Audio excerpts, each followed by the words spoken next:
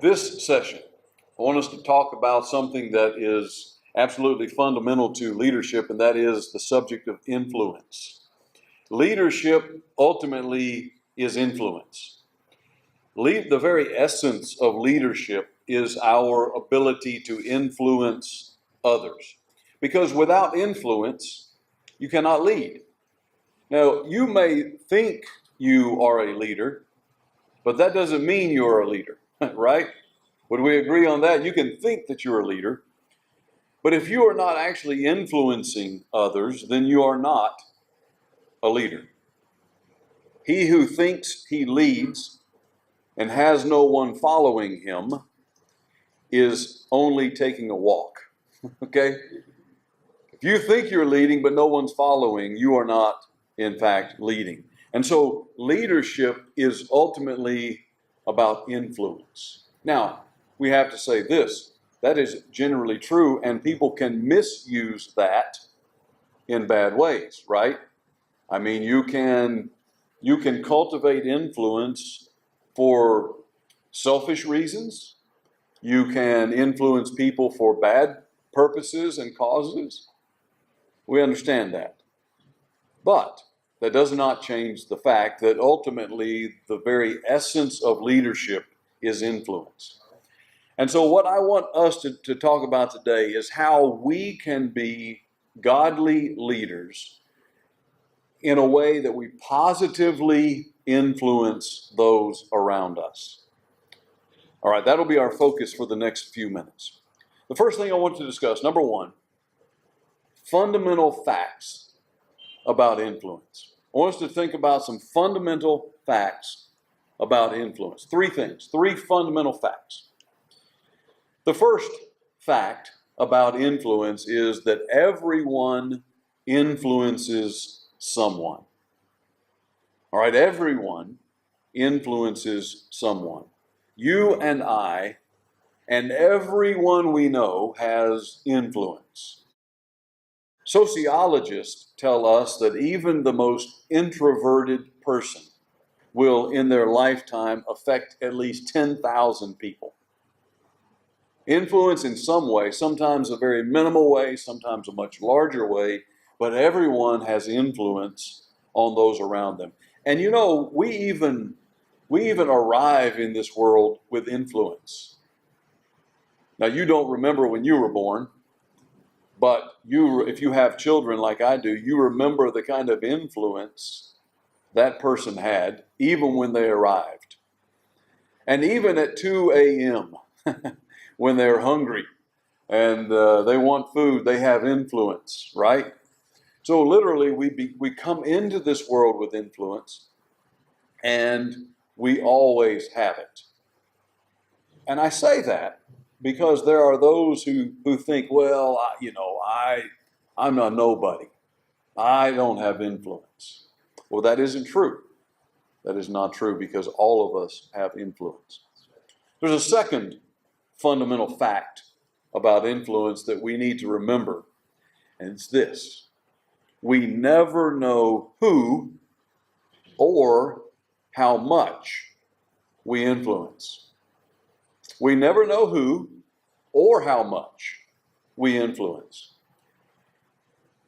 You know, just to illustrate what I'm talking about, I want you to think with me some people in your life who had major influence in your life. Maybe it was a school teacher. Maybe it was a coach.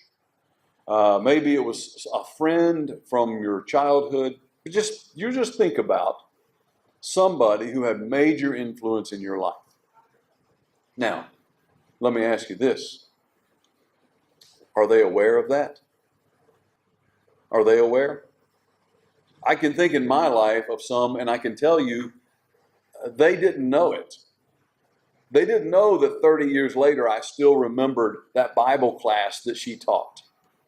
And she's gone now, and there's no way for me to even to tell her. But what I'm saying is she had influence, even to the point that 30 years later I still remembered it, but she never knew that. You see what I'm getting at?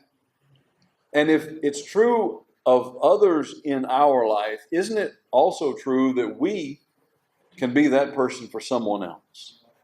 And you never know who you influence. And you never even know how much you influence. And so we have to keep that in mind, because influence is powerful. For good or bad, it's always powerful.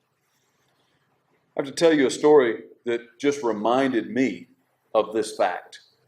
It happened last year. I was visiting in another state that I do not live in, and was there to preach. And there was someone else who was visiting there from another congregation. He doesn't even live in that city, but he happened to be there where I was, and we just happened to be there at the same time. This man was the husband of a church member where I preached. And he usually came with her, but often he did not. He wasn't really interested in spiritual matters, and they had actually had some marriage problems. I had done some counseling, and then I left there. I'd been there for 8 years, and I had not seen him since. And he came up to me and he shook my hand and then gave me a hug. And I'm okay with that, but he and I had never had that kind of relationship. I was taken aback. And he said, "I guess you probably heard that I was baptized last year." I said, "No, I hadn't heard that, but that's great news." And then he said these words, "And you're the reason why."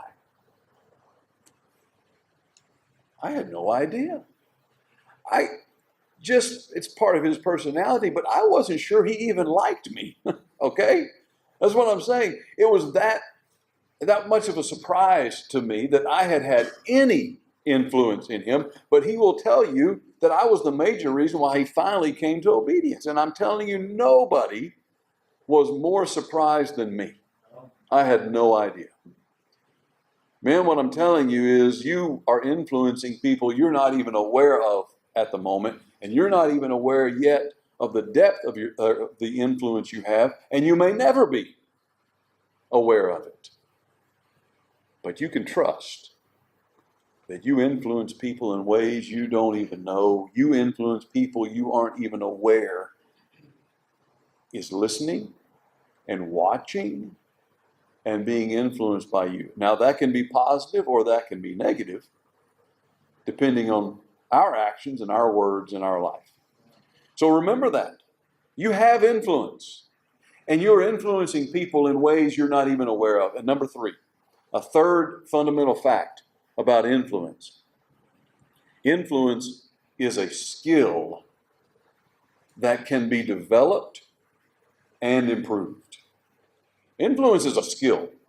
Okay, it doesn't just happen. It happens on a very low level anyway, but if you want to maximize your influence potential, then you need to realize it can be developed and it can be improved.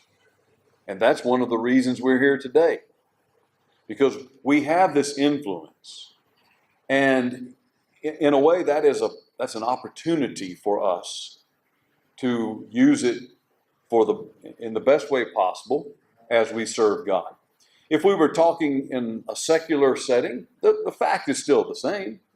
I mean, if you are a banker or you are a doctor or whatever, it doesn't matter. The fact is still the same. But as leaders in God's church, we have an opportunity to influence people for good and for eternity. And that's why we want to develop this skill. That's why we want to improve it, because you can improve your influence and therefore your leadership potential. Only do it for the right reason. That's one of the problems we see in church leadership, is the guy who just wants to be the big man.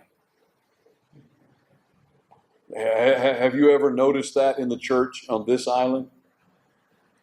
I travel around the world and I see it everywhere I go.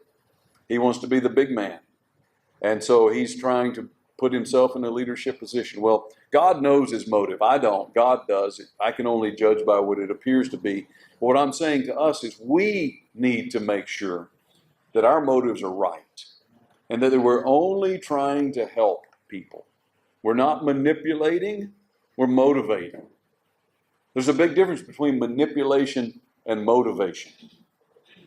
And sometimes the line is very fine. You want to know the difference?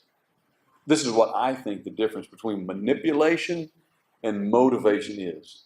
Manipulation, I'm trying to get you to do what I want. Motivation, I'm trying to help you do what you want and you know you need to do.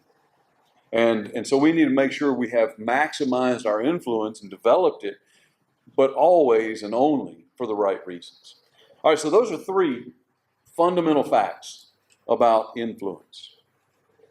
All right, now, here's the meat of the lesson. This is where I'm going to use the board, but I want you to be able to see what I'm talking about, because the next section is what I call the levels of leadership.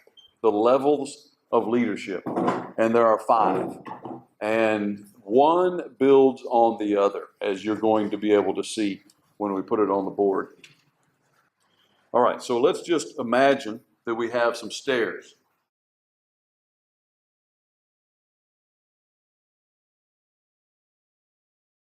Okay, these are our 5 levels of leadership. 5 levels of leadership. The first one is position.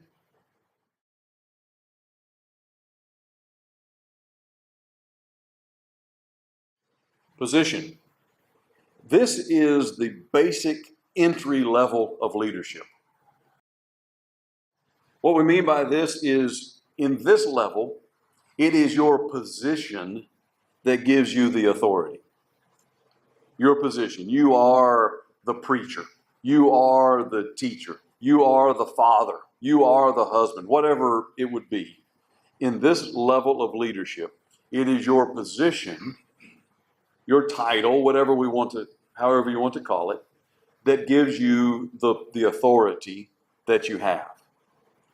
Now, there needs to be authority, but real leadership is more than having authority. Okay? If you are a positional leader, what I mean by that is if you're a leader who is relying on your position, you're going to have some problems.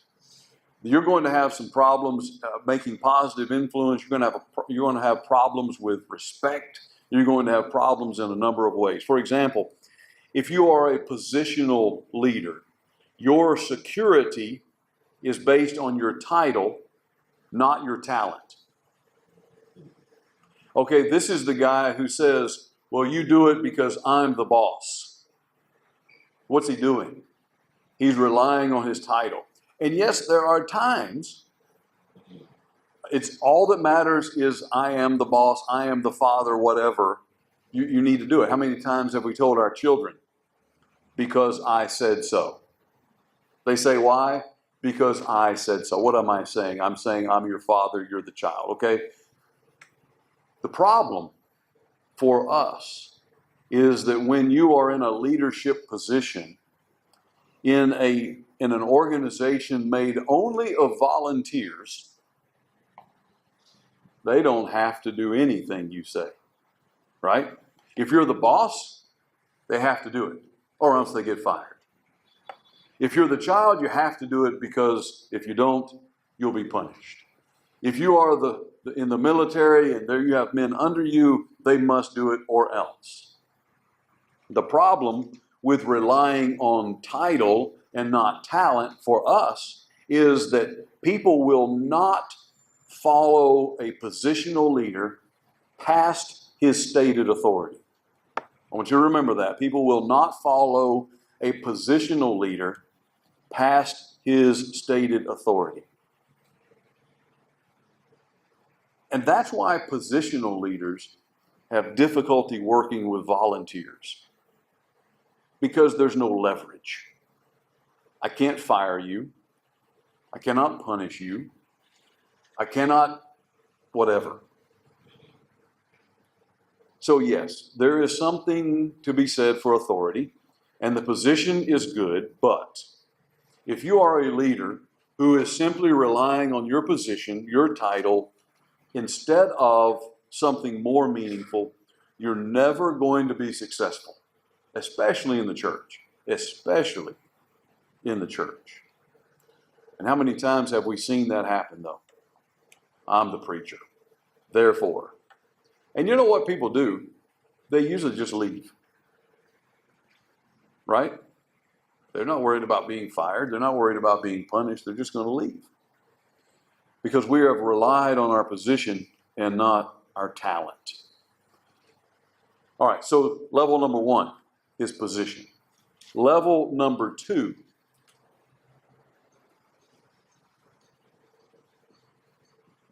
permission.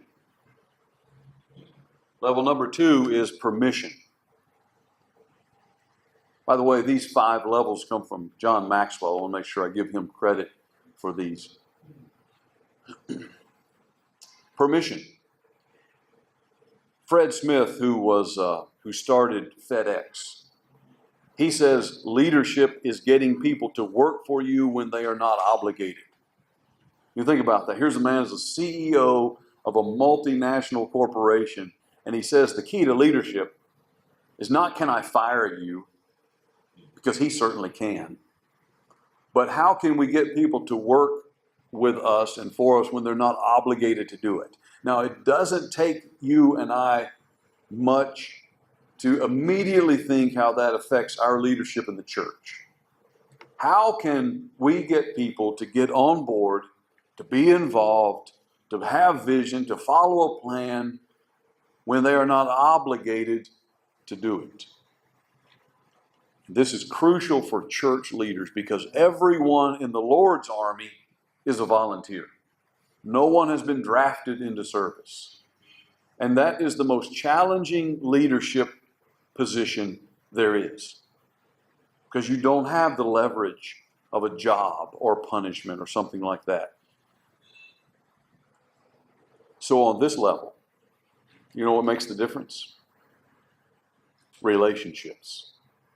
On this level, what makes the difference between level 1 and level 2 is relationships. Because on this level, time and energy and focus are placed on the individual. And on this level, we begin building good relationships. That way, someone says, you know what, because of you, because I respect you, because I trust you, because I like you, I'm going to follow you. Not because you threaten me, not because you can fire me, not because you can punish me, because you can't, but because I trust you and I like you. We cannot underestimate the real factor here is that there is something to be said for whether or not people like us. How about you? You ever had a boss? They could fire you, but you weren't worried about that. You actually trusted them and you liked them. So if they said, can you do this? And maybe this was beyond your job description. Maybe it was overtime. Maybe it was something you didn't have to do, but you said yes. And most likely, it was because of your relationship with that person. The position leader, when 5 o'clock comes, I'm gone. I don't care what you want me to do. But with this guy, the permission leader, things are different because of the relationship that they have with those they are following. And we have to make sure we understand that, especially in the church.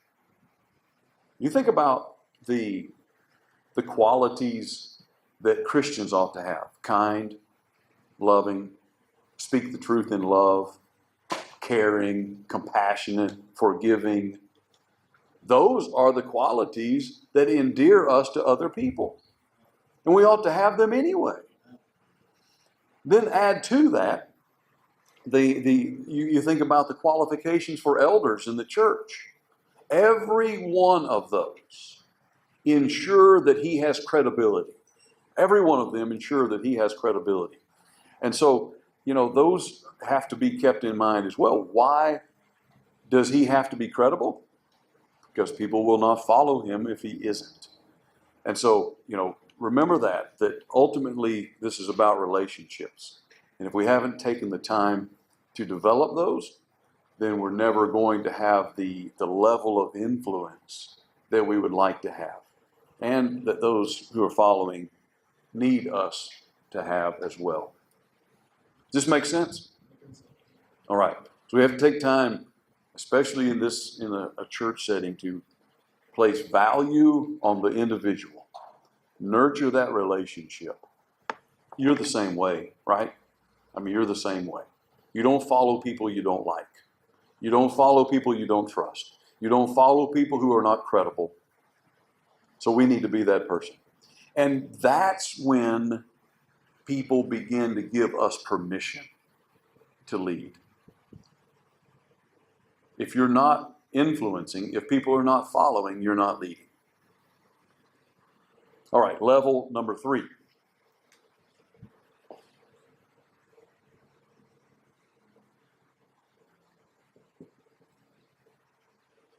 Level 3 is production. Production, because when we now get things moving, and there's permission, yes, there's position, but there's also permission. Now we begin to really see good things happen. And again, it does not matter what organization this is. If I were speaking to a group of bankers, I would say the exact same thing. Because at this level, now the church is really working together.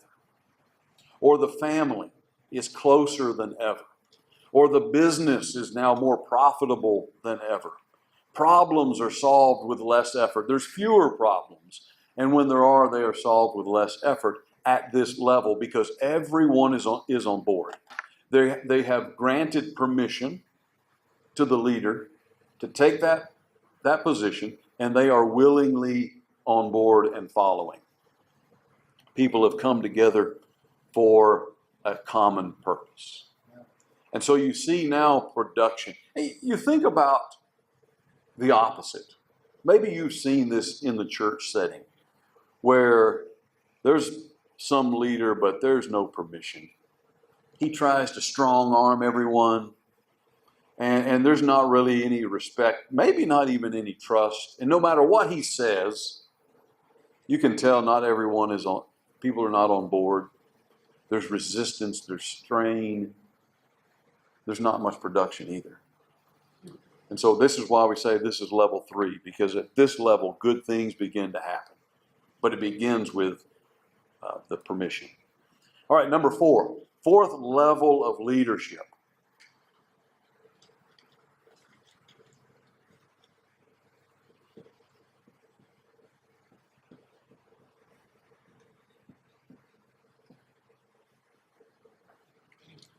Fourth level of leadership is people development. Not everyone reaches this level of leadership, but genuine leadership will ultimately make leaders of followers. Good leaders, great leaders, make leaders of those around them because they empower them and they train them and they equip them and they trust them. And they do not have to be the only one who does everything and who tries to be the only leader. You see that in the church too, don't you? This guy, man, he's the preacher. This is his pulpit. Nobody else is going to stand here because nobody else is as good, right, in his mind. And if they are, then maybe people will like him better. Oh, we can't take a chance on that, right? You see this often in the church, unfortunately, but great leaders make leaders of followers. I have seen leaders who only want yes men around them. I call them yes men. You know what I mean? They want those around them to always say yes. Whatever you want, yes. Yes, yes, yes. They like that. I'm telling you, if you only want to be surrounded by yes men, you are a weak leader. and you don't even know it. And the thing about weak leaders is not only do they not know it, they don't want to know it. That's why they surround themselves with yes men. But if you're going to be a great leader, you're going to have to equip and empower and train and produce other leaders. Success without a successor is failure. You get that? Success without a successor is failure. How many times have we seen churches where if the preacher dies or he leaves, the church falls apart? And some will say, wow, that's how important he was. They couldn't go on without him. I say the opposite. Somehow he failed because they couldn't go on without him. And we need to remember that. And if you see any organization that cannot go on without its leader, that leader failed in that aspect. You think about the life of the Apostle Paul and how he developed other leaders. And we'll talk about that later. By the way, one of the sessions today is on developing people.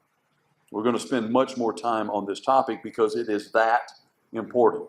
But for now, just want to introduce it. And so church leaders need to be grooming future leaders. We talk about elders. You know, elders don't happen overnight. Man doesn't go to bed one night and the next day he wakes up qualified to be an elder. There has to be time given to developing younger men. And so church leaders are grooming future elders. Fathers are raising responsible adults. Sometimes we say we're raising children. No, we're not raising children. We're raising adults. They're going to be adults one day. We're not raising children. We don't want children when it's all said and done. If you're raising chickens, you're always going to get chickens. If you're raising children, you're always going to have children. But you want responsible adults. And so that affects how you view things and how you approach things as a father. And so people development is the fourth level of leadership. Number 5.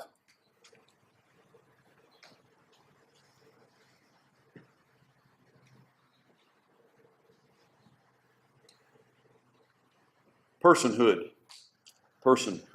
And I'll explain what we mean by that. This is when, through a lifetime of effective leadership, your name is synonymous with leadership. This is only reached after a lifetime of proven leadership. And I think the best Bible example, perhaps, other than Jesus, of course, is the Apostle Paul. Now think about the life of leadership that he lived, mainly seen in those other leaders that he helped produce. You think about these other people, like Timothy and Titus and others. So not only did he demonstrate leadership, he produced other leaders, and it was through a lifetime of proven leadership that we now think of his name as synonymous with effective, successful leadership. And so not everyone reaches this 5th step, but it certainly is the crowning achievement of leadership. Now, let me ask you this. Of these 5, which one do you believe is the most important?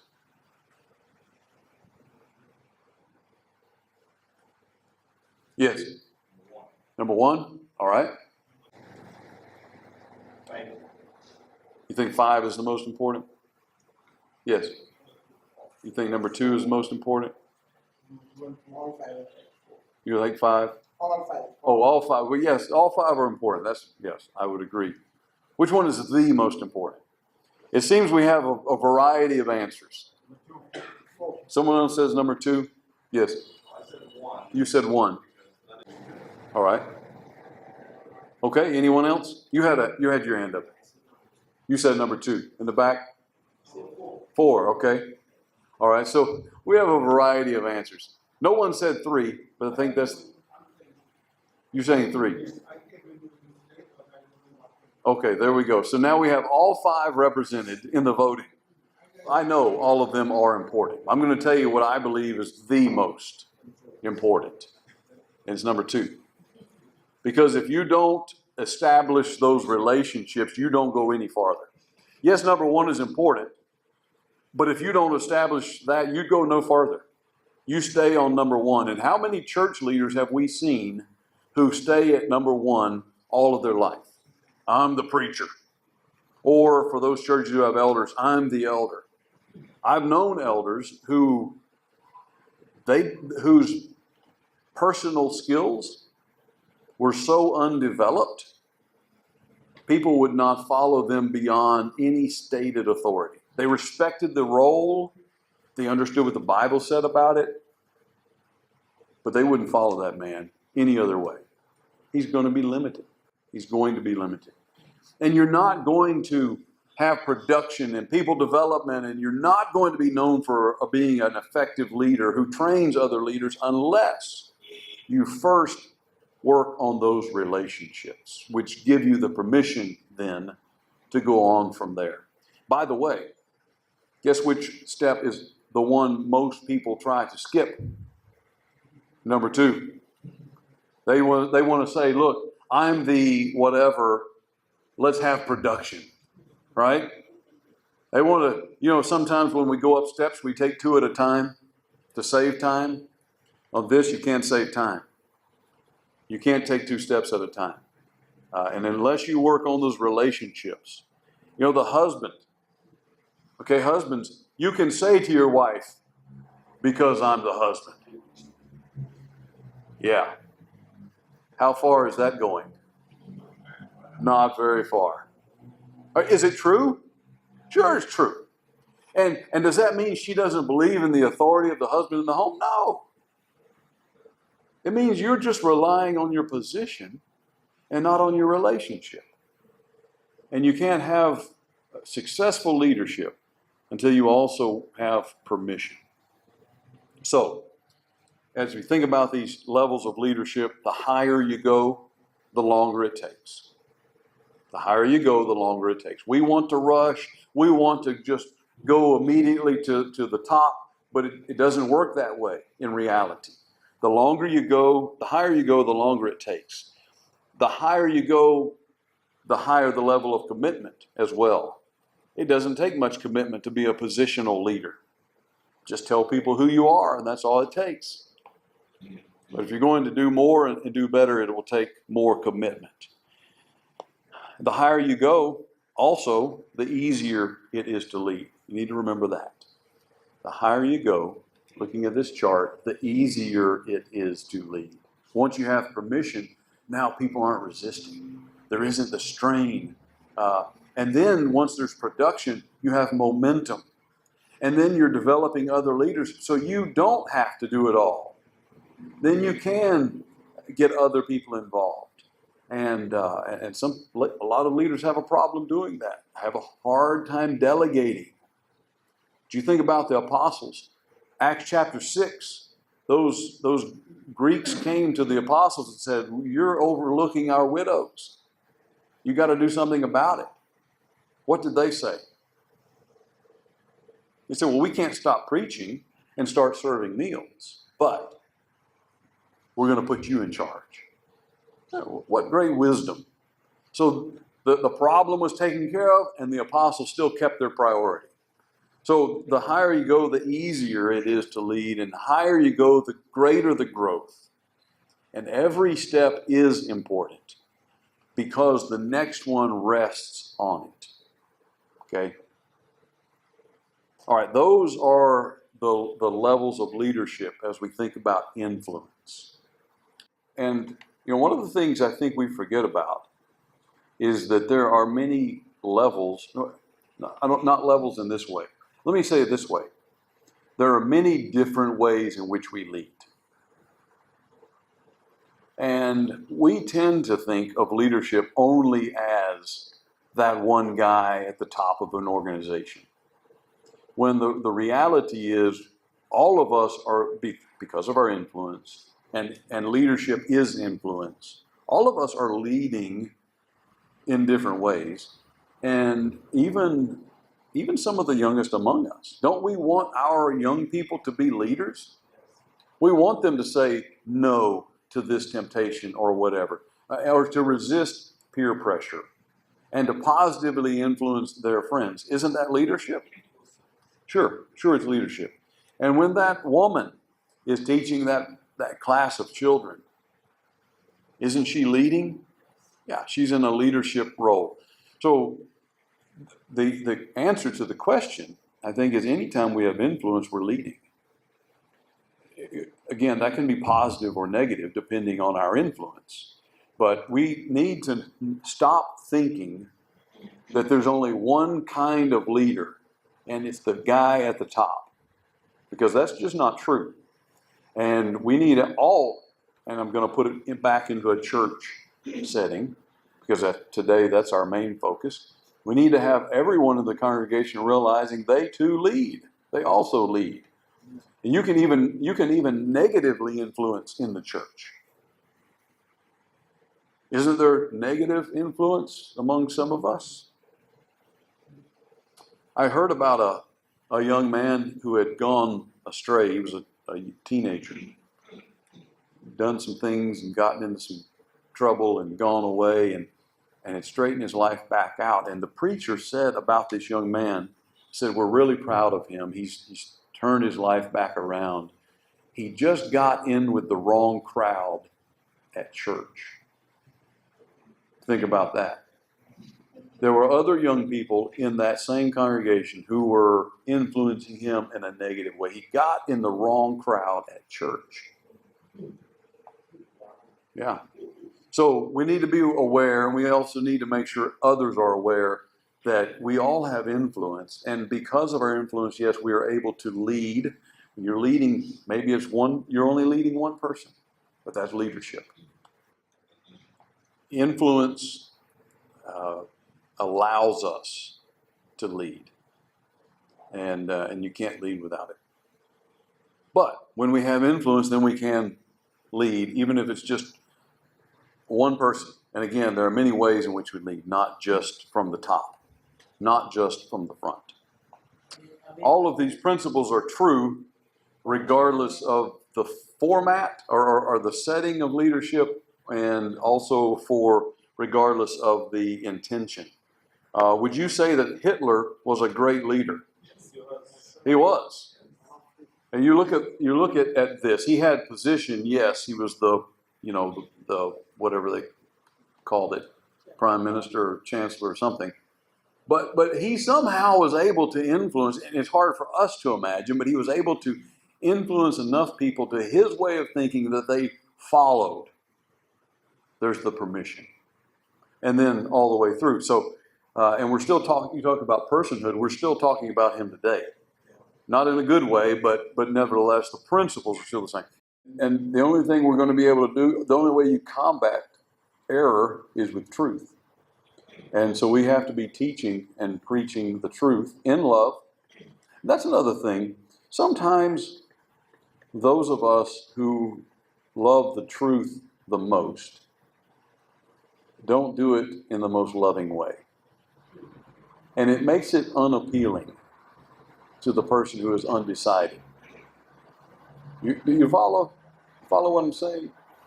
So we need to make sure that we're loving and we're kind, but we're also very, very clear in our commitment to the Scripture and to teach only what it says and to oppose anything in error. We're supposed to expose the works of darkness. We're supposed to combat error, but we have to do it in love, or else it makes it incredibly unappealing to those who are not yet as committed to truth as they should be. But the only way you combat error is with truth. But the only way people will listen is if you have their respect and they've given you permission. There's really only one level where we really can make a difference. It's not position. I mean, your position is your position. And maybe one day it'll be a different position, but it will still be a position. Where you really can make the improvement is to understand the importance of level 2. Where we focus on those relationships, I focus on my personal attributes. The things that would make me credible, respectable, someone would listen to. Where I focus on that individual and those relationships, that's where the main difference comes. And again, I think this is where most people try to skip because it requires the most work. It requires the most effort. Because we like to just say level 1 and expect level 3. That's easy. But that's not the way it happens. So the way we improve our leadership ability is we improve our influence ability. And the only way you can really improve your influence ability is to make sure that you're focusing on yourself, your qualities, and investing in relationships.